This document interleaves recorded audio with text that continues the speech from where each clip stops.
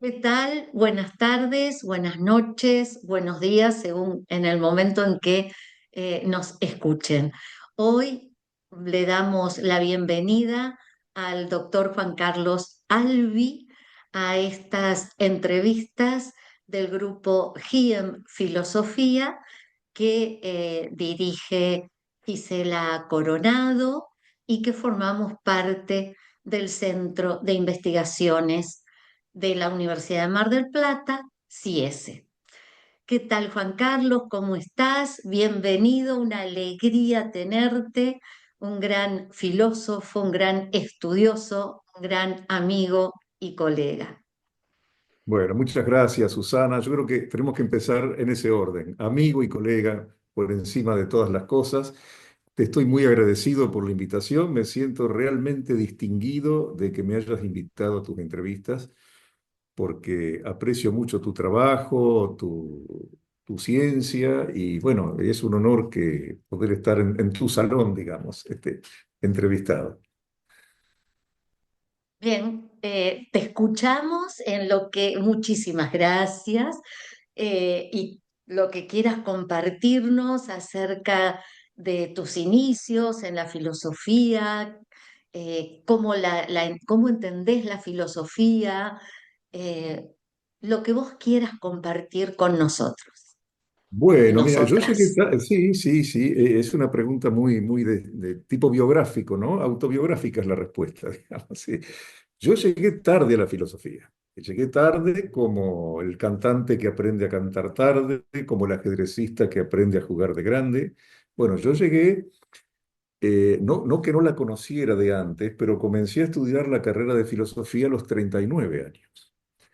Es decir, yo ya venía con una profesión anterior, mi carrera de la juventud fue bioquímica, y ejercí durante muchos años la bioquímica hasta que cuando tomé contacto con la filosofía, comencé los estudios universitarios de filosofía, me di cuenta que mi vida iba a pasar por ahí. Es decir, que ahí se podía dividir la propia vida en aquello que decía San Pablo, el viejo hombre y el nuevo hombre. Era una cosa más o menos así.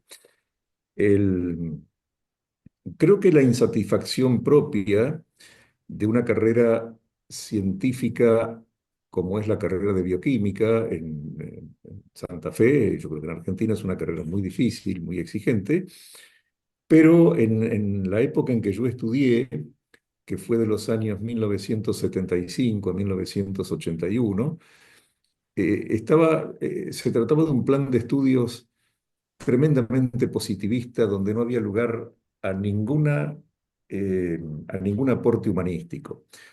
Pero por otro lado, yo tenía ya una cierta experiencia en lecturas y en estudios sobre cuestiones humanísticas porque me interesaba mucho la teología, el estudio sobre Dios, las escrituras, y bueno, y siempre me comprometí a mí mismo a que cuando yo pudiera hacer estudios sistemáticos de alguna de estas disciplinas, lo iba a hacer.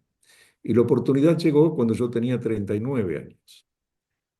Ahora tengo 67 para 68, claro.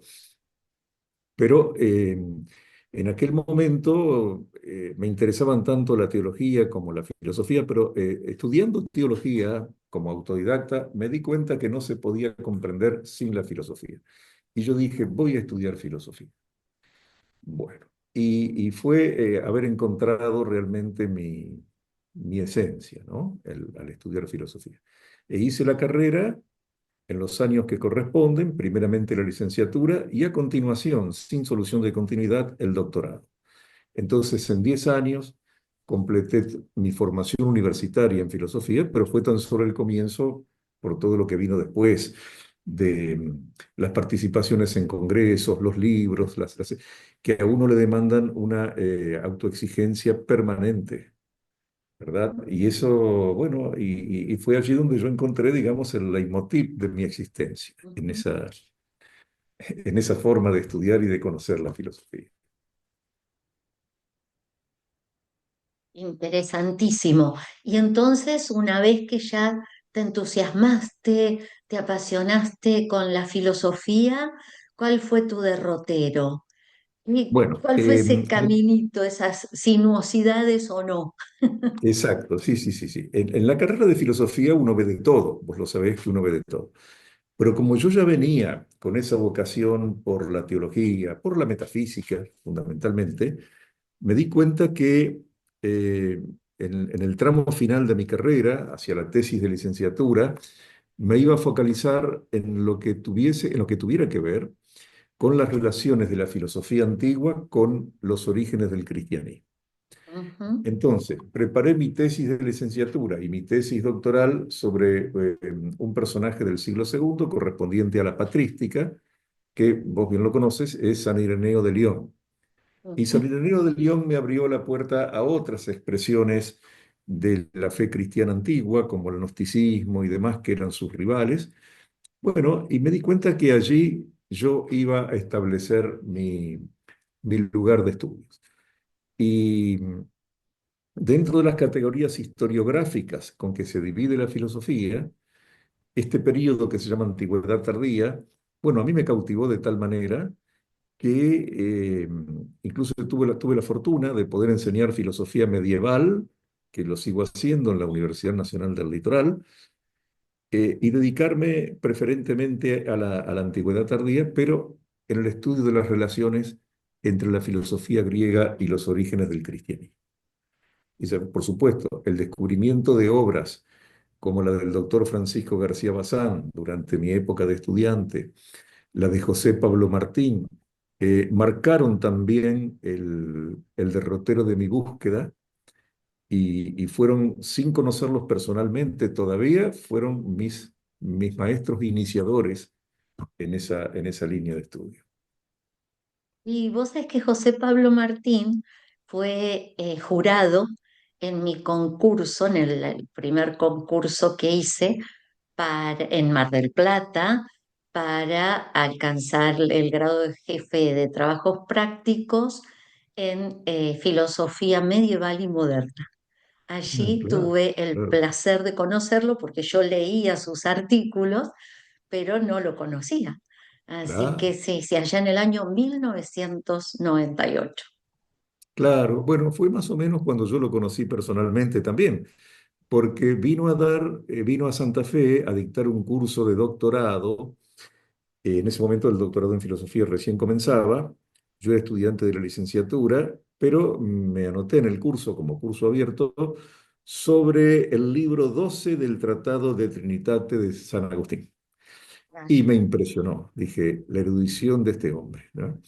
El mismo año descubrí en la biblioteca de la Universidad Católica, descubrí el libro de Francisco García Bazán, Gnosis, la esencia del dualismo gnóstico. Y claro, dos puntos hacen una recta, ¿no? Entonces yo dije, a esto me voy a dedicar. Sí. Y, y cuando, después en ocasión de hacer la tesis doctoral, yo viajo por una beca a Bari, donde estuve un tiempo investigando en la biblioteca de autores clásicos y cristianos Santa Teresa de Imasqui, descubro la publicación de la tesis doctoral del doctor García Bazán, Plotino y la Gnosis. Entonces, eso fue como una epifanía para mí. Y se fueron dando estos hitos providenciales que marcaron el resto de mi carrera.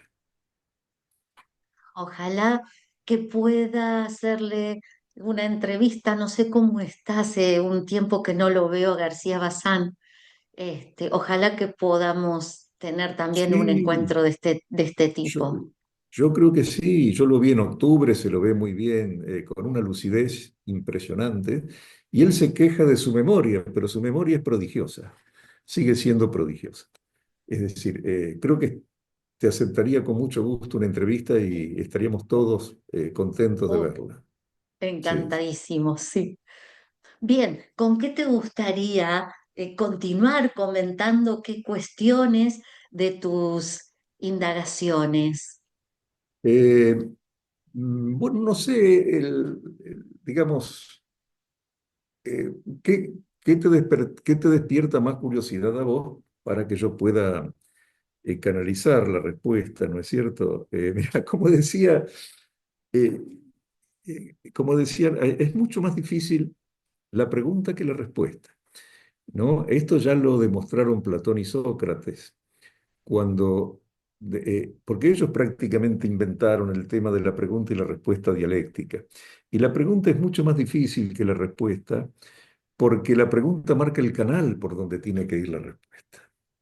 Entonces, tu pregunta acerca de con qué quieres, bueno, yo te diría, yo con muchísimas cosas. A mí, Claro. de esto que yo investigo me gusta todo. Soy un Por apasionado eso, de todo sí, esto. por eso. ¿Sí? Eh, Por eso mi bueno, pregunta fue sí, amplia, para no dirigirte amplio. a donde yo quiero, sino para que vos decidas dónde ir. Perfecto. Bueno, mira, yo, por supuesto que esto que voy a responder está íntimamente ligado a mi derrotero intelectual y vital en el sentido estricto, ¿no? Porque cuando yo decido que voy a hacer una tesis de licenciatura en filosofía sobre un padre de la iglesia, en aquel momento quien fue mi director de tesis me dijo, elegí Ireneo porque Ireneo es... Entonces Ireneo se presentaba como el gran campeón de la ortodoxia cristiana frente a los gnósticos. Bueno, yo contentísimo. Y cuando comienzo a estudiar Ireneo, acceder a las obras de Ireneo no fue tan difícil en principio. ¿Por qué? Sí. Al estudiar, al conseguir la obra de Ireneo gracias a la generosidad de un sacerdote, que era el vicerrector de formación de la Universidad Católica de Santa Fe, me di cuenta que era un estudio inmenso el que había que hacer. Eh, los tomos de la teología de San Ireneo del Padre Orbe, otros libros de San Ireneo, que yo me acuerdo que cuando aparecí con eso en mi trabajo, que eran los primeros 3 o 4 volúmenes, mi compañero de trabajo, bioquímico, me dijo, si yo tengo que estudiar todo eso para recibirme, dijo, a mí me agarra un ataque de depresión. Mm. Entonces, bueno, ese fue el ánimo, Terrible. pero eso me dio mucho más ánimo. Y cuando comienzo a indagar, viendo las notas al pie, la bibliografía que refiriendo, dije, pero acá se abre un universo totalmente desconocido para mí, o sea, intuido, pero desconocido objetivamente. Y fue así entonces que tomé contacto con un muy particular bibliotecario del colegio, de la biblioteca del Colegio Máximo en San Miguel, Ah, creo que era sí. Gerardo, que era un profesor de griego, un helenista era. Sí, Y bueno, yo le hice una lista de todos los materiales que necesitaba y él me hizo las fotocopias claro. y un día tocan el timbre en la puerta de mi casa y por el correo argentino aparecieron 2 cajas así de material fotocopiado traído de la biblioteca del Colegio Máximo de San Miguel. Bueno, eh, comencé a fichar día y noche sin descanso toda esa bibliografía hasta que logré la tesis de licenciatura. Pero claro, ya tenía un gran camino recorrido para la tesis doctoral.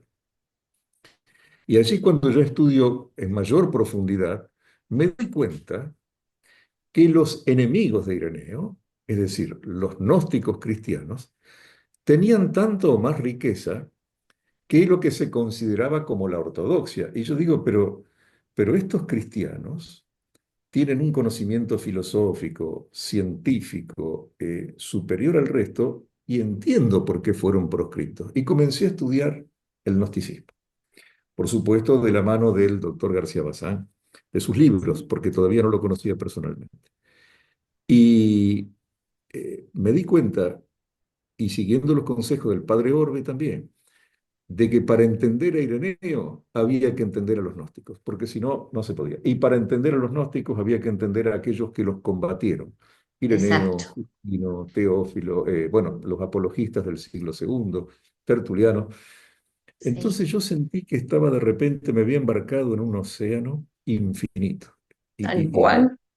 claro, tuve esa perplejidad, digo, ¿cómo voy a llegar acá a acotar en el tema de mi tesis? Bueno, esa estancia en Italia y en una biblioteca me hizo muy bien porque tomé contacto con profesores, con gente con mucha más experiencia que me pudo orientar a, digamos, a perfilar la tesis doctoral, que tuvo como evaluador y jurado nada menos que al doctor Francisco García Bazán. Entonces, como yo siempre le dije a él, para mí, cuando yo defendí, para mí en ese momento fue como querer disertar sobre el diluvio estando en presencia del mismo Noé. Tenía, me Wow. daba al mismo tiempo una vergüenza, un temor reverencial, pero también una satisfacción, un honor de poder compartir con quien fue virtualmente mi maestro, que fue realmente uno de los momentos más felices de mi vida. Sí. Y además esto que comentaba, ¿no?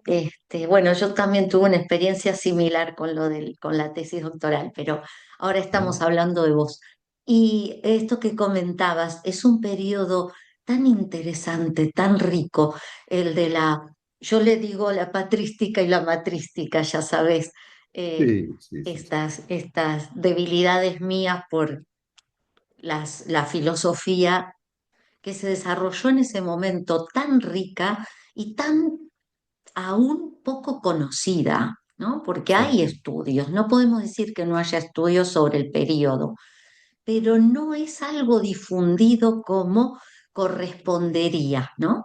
Esto que vos hablabas de Tertuliano se sabe, o sea, se suele decir o encontramos en los libros solo un aspecto y tiene una cantidad de cuestiones controversiales que justamente hacen de él un personaje muy interesante, junto, como bien decías, a estos otros padres y madres del desierto y que conformaron un pensamiento tan rico que de un periodo que se lo tildó incluso de analfabeto, cuando no fue así. Tenían una alfabetización impresionante, conocían obras que luego se han perdido y algo nos pudimos rescatar gracias a ellos, ¿no? Se me ocurre sí, compartir. completamente de acuerdo. Bueno, esos son los prejuicios de la Ilustración. Exacto. El gran prejuicio de la Ilustración, de la modernidad, digamos, es que en este periodo prácticamente no hubo filosofía, no hubo desarrollo racional, sino que hubo una mera sumisión acrítica a la autoridad heterónoma de la Iglesia. Y Sí, eso es completamente falso, pero es aparte totalmente. académicamente indemostrable. Y es Sí, justamente lo contrario. Y como vos decías, la patrística es tan amplia que de manera magistral el padre Orbe logró resumirla en tres vertientes. ujú, La vertiente de la patrística asiática, que como vos decís, es la menos estudiada, estudiada, sí, pero al mismo tiempo la más rica y la más profunda, porque en esa patrística llamada asiática, asiática porque sí, sus intelectuales son del Asia Menor, sí, eh, ahí están los grandes padres apostólicos y apologistas del siglo sí, segundo. Y Tertuliano, que abreva en ellos, porque Tertuliano abreva en Ireneo, sí, en el mundo latino, por supuesto, Ireneo del mundo griego, como son sus predecesores Teófilo, Tasiano, Justino, eh, Ignacio de Antioquía, el mismo Policarpo. Pero esa patrística no está estudiada. En cambio, la otra línea, que es la de la patrística alejandrina, representada fundamentalmente por Clemente y Orígenes, está más exacto, estudiada. Y la que está estudiada hasta el cansancio, ya prácticamente agotada en temas al menos de eclesiología, es la patrística agustiniana. exacto, Entonces, de las exacto, tres, esa es clara. La más fascinante es la asiática, porque aparte a uno lo obliga a conocer bien a Platón. sí, Es decir, no es mera teología como dicen los modernos. No, no, no. Allí hay un platonismo de fondo que es preciso conocer, es preciso volver a los textos de Platón y sobre todo a los aspectos míticos religiosos de Platón. sí, porque incluso, bueno, allí fue donde, después de Justiniano, ¿no? La academia, entonces, Claro, claro. ahí sentó unas bases impresionantes que estos personajes han tenido esa posibilidad de acceso a unos debates que hoy en día no se dan, No, lamentablemente, claro, ¿sí? claro, claro, exactamente. Sí, sí, Sí, sí, sí, sí, sí, sí, sí. Entonces es una época muy rica sobre todo sí, en cuanto a Platón. No tanto Aristóteles, porque Aristóteles tiene mayor presencia, en la escolástica, como vos bien sabés, y en la modernidad por el triunfo de su metafísica, que es la de un paradigma, un paradigma más ontológico, el paradigma de la ontología del ser, donde los temas que se debaten en la metafísica aristotélica son el ser, el no ser y el devenir. Pero mucho más antigua, y que fue la que impresionó a los intelectuales cristianos y sobre todo a los neoplatónicos, desde Amonio Sacas y Plotino en adelante, Sí, es la del paradigma enológico, o sea, la del uno, sí, donde lo que se juega son las cuestiones de la unidad y la multiplicidad, que sí, están por encima del ser, porque el exacto. ser es posterior a eso. Lamentablemente, no sé si, pero lo que ha triunfado es la metafísica del ser en Sí, Occidente. Y sí, se ha olvidado la otra, más originaria, más fundante, que es la metafísica del uno, la metafísica sí, del bien, ¿no? sí, Entonces, yo siempre le digo a los alumnos de metafísica, le digo, miren, no es como dice Heidegger, que la pregunta más fundamental, más originaria de la metafísica es la pregunta por el ser. Hay una pregunta anterior a la pregunta heideggeriana, y es la pregunta socrática, ¿qué es el bien? Porque el bien está por encima del ser en esa metafísica. Y en el medioevo, el que ha dado cuenta de eso ha sido San Buenaventura, que también. claro, en el itinerario de la mente a Dios tiene Sí, un capítulo dedicado al bien y otro dedicado al ser, mientras que Tomás de Aquino se enfocó únicamente en el ser. sí.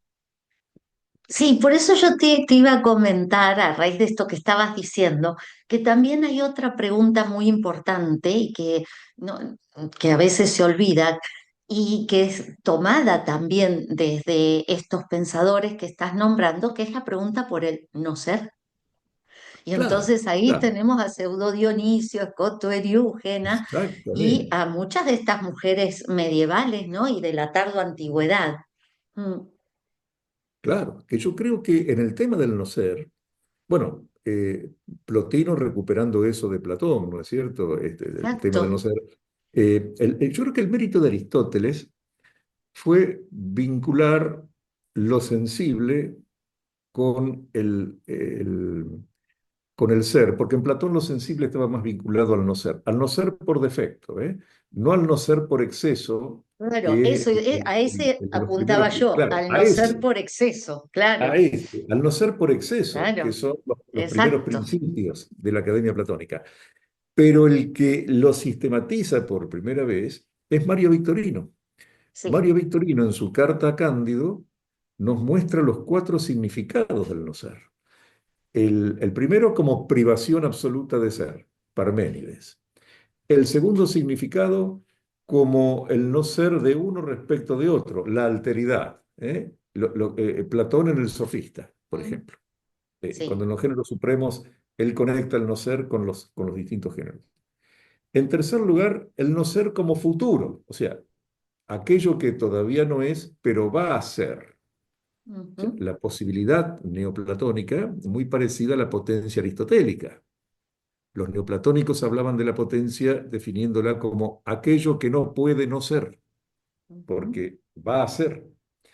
Y exacto, por último, claro, por último, al que nos estamos refiriendo nosotros, que es la dimensión más rica del no ser, el no ser por exceso. Es decir, un no ser que no es el que se opone al ser, sino que está por encima y más allá de la oposición ser-no ser. O sea, no del no ser como privación, sino de un no ser que no es ni no ser ni ser. Parece un juego ujú. de palabras, pero no, pero No, metafísicamente tiene su lugar. sí, tiene un gran peso, ¿no? Para todo el pensamiento hasta nuestros días, porque lamentablemente yo a veces encuentro en algunos casos, ¿no? Sin universalizar, esta pérdida en algunos estudios, en algunas tesis de grado, magísters o doctorales, ¿no? Donde están trabajando desde una pseudo-actualidad porque no están retomando a estos pensadores, ¿no? En estos Exactamente. temas. Y entonces ahí se pierde mucho de ese pensamiento filosófico con esa profundidad que tenía en estos siglos, ¿no? Yo noto el mismo defecto en algunos tesistas, Mm, noto el mismo defecto. Tiene mucho que ver también con la formación que reciben en la facultad, depende del énfasis que se pongan sí, en los distintos programas de filosofía medieval. Vos que sos una gran medievalista, vos entendés que un personaje tan importante en el Renacimiento carolingio como fue Juan Escoto Eriúgena, no se podría entender sin esta metafísica del no ser. ¿Verdad? exacto, Sin esta metafísica neoplatónica. Y estamos hablando de uno de los pensadores más ricos del medioevo. sí, sí, Lo mismo Nicolás de absolutamente. Cusa después. Oh, sí, Ni hablar. totalmente. Sí, sí, Claro. sí. Sí, la lista es infinita, como casi infinitos fueron los siglos que se le adjudicaron al medioevo, ¿no es Al cierto? medioevo, Tenemos una exactamente. cantidad de Sí. pensadores e incluso pensadores mal llamados, desde mi punto de vista personal, mal llamados secundarios, Ah, porque no tuvieron mucho de secundarios, ¿no? O sea, no, al impulsaron un contrario. pensamiento diferente, Al contrario, yo creo que ¿sí? eso responde, Totalmente, sí, responde a prejuicios, porque ¿quién es el que ordena primario, secundario, terciario? Son tal cual. generalmente criterios post-hegelianos, fundamentalmente, Exacto, que tienen esa visión denostativa de la filosofía medieval, que ya el mismo término medieval, vos sabés que es peyorativo. Y sí, como vos para mí dijiste, sí, totalmente peyorativo, es peyorativo. sí, ¿Eh? Lo que está en el medio, o sea, está la sí, antigüedad, lo moderno, o sea, lo odierno, lo de hoy, y lo que está en el sí, medio, sin identidad propia. Y para colmo de males, eh, en mi facultad, por ejemplo, me refiero a donde yo doy clase en la Facultad de Humanidades y Ciencias de la UNL y en la UADER de Paraná, la materia se llama en una facultad Filosofía Medieval y Renacentista. ah, Y sí. en la otra se llama Historia de la Filosofía Medieval y Renacentista. Y los Mm, nombres no son inocentes. Como vos decís, tantos no, siglos que se le adscriben en la exacto. Edad Media.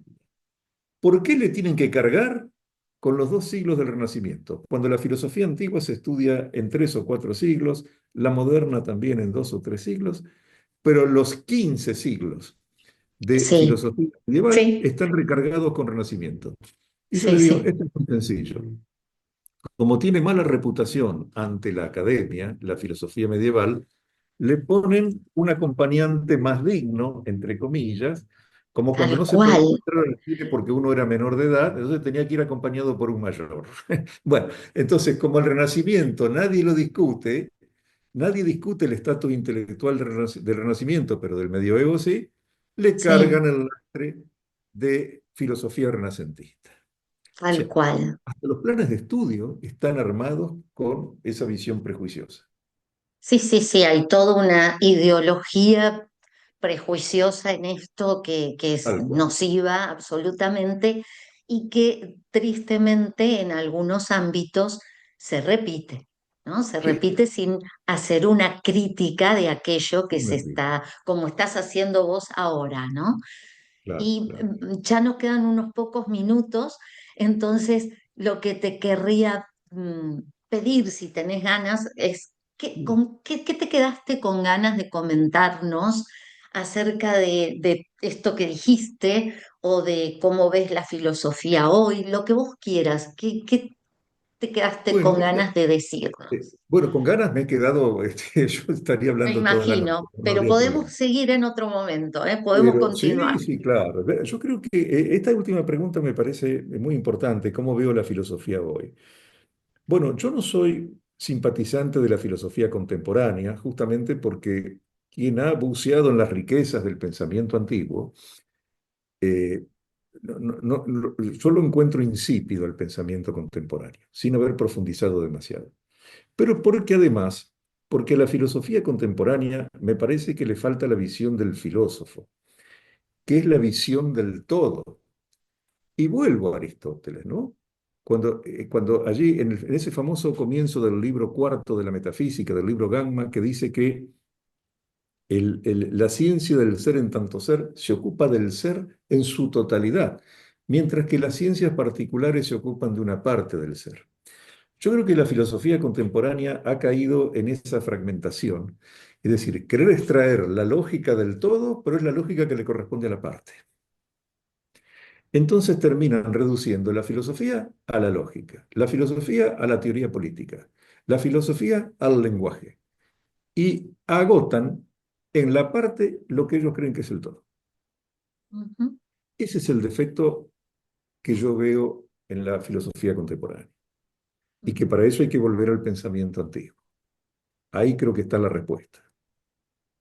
Sí, sí. Yo diría, bueno, también, ¿no? Sumo a esto que vos decís, hay que volver a estos pensadores y pensadoras de estos momentos que nos han precedido, porque en Claro, ellos hay mucha fundamentación de lo que hoy se está diciendo y que en muchos casos se ignora. Entonces, tal sí, cual, hay que tal volver cual. a pensar y a tener tiempo para pensar, porque también hablábamos con otros entrevistados, ¿no? De la falta de tiempo para detenerse en un párrafo, en un aspecto, y se pasan muchas veces las páginas sin detenerse en estas cuestiones que son relevantes y que nos dan que pensar.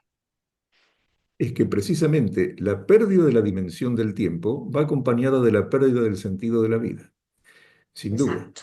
Porque lo que entendía la antigüedad, Platón fundamentalmente, Sócrates, por el filósofo, era no un ejercicio de erudición, era una forma de vida, era saber vivir y saber morir de acuerdo Tal a eso. cual, tal Claro, cual. en cambio, hoy la filosofía, si vos le preguntas hoy a un alumno que viene del secundario, ¿qué es la filosofía? Te va a decir, y la filosofía es la formación ética y ciudadana, la filosofía es la lógica, ¿verdad? Y nadie te va a contestar, la filosofía es el amor a la sabiduría. Exacto. Que eso, esa definición etimológica no la podemos, y nadie ya, ni los mismos alumnos avanzados la recuerdan. No, Entonces no, no. intentan identificar la filosofía con cualquiera de sus partes, pero no con el todo. Por eso esa oración del filósofo que hace Platón al final del Fedro es una oración extraordinaria, porque a diferencia de la oración del rey Salomón, que le pide a Dios sabiduría, el filósofo del Fedro le pide al Dios, dice, yo no le puedo pedir todo el oro de la sabiduría, porque todo el oro de la sabiduría le corresponde solo a los dioses. Dice, pero pido templanza. Y la templanza justamente es la que permite administrar el tiempo, administrar el conocimiento y detenerse donde hay que detenerse, ¿no? Sí, algo que de algún modo permitimos que nos quiten, ¿no? Exacto, exactamente. Sí, sí, Sí, sí. tenemos que volver a ser como Prometeo, robar tiempo. En Eso lugar de sí, robar fuego, robar tiempo. robar tiempo, robarle a los dioses el tiempo. Exactamente. Sí, sí. Muchísimas gracias, querido Juan Carlos. Nos quedan 2 minutos. Este, muchísimas gracias por haber compartido este espacio con nosotras y nosotros. Y en este minuto, si querés decir algo, aquí estamos escuchándote y te Sí, sí, invitamos, bueno, bueno, para continuar estos espacios, cómo estas no. conversaciones. Gracias. Sobre todo agradecerte, Susana, agradecerte vos sabés el afecto que te tengo y que me hayas invitado, es un gesto de amistad muy profundo y me sentí muy cómodo, como yo te decía, seguiría hablando mucho más. Eh, Aparte con una persona sabia como vos, que te conozco de tantos congresos y demás, es un placer, porque no siempre uno tiene el interlocutor que le entiende lo que quiere decir, ¿no? Entonces estoy muy agradecido. Esos minutos los dejo solo para la gratitud. Muchísimas gracias, Juan Carlos, con todo el corazón. Un Bueno, abrazo gigante. bueno, Gracias, otro para gracias, vos y para la audiencia también. Gracias, gracias. gracias.